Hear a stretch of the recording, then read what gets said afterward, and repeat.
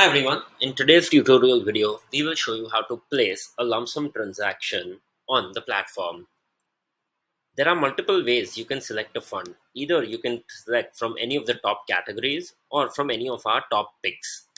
You can also go to the invest section, select the type of category, or just simply click on explore all funds to find a fund which suits your needs. Let's say today I would like to invest in Aditya Birla small cap fund.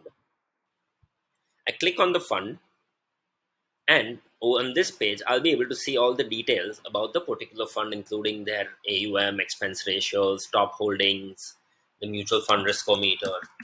On the right-hand side corner, I'll enter the amount which I would like to invest. I can add it to my cart and just simply click on checkout. Once I click on checkout, an OTP will be triggered on my phone number. The OTP, I just simply enter the OTP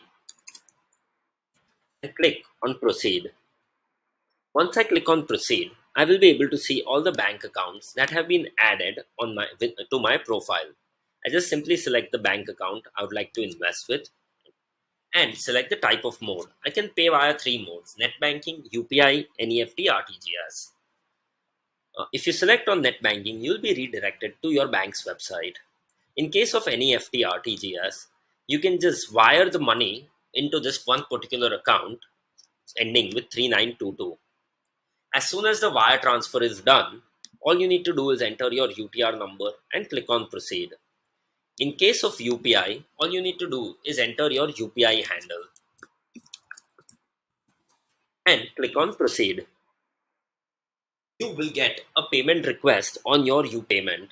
You will get an instant confirmation. Let's take an example. If I click on net banking, I get redirected.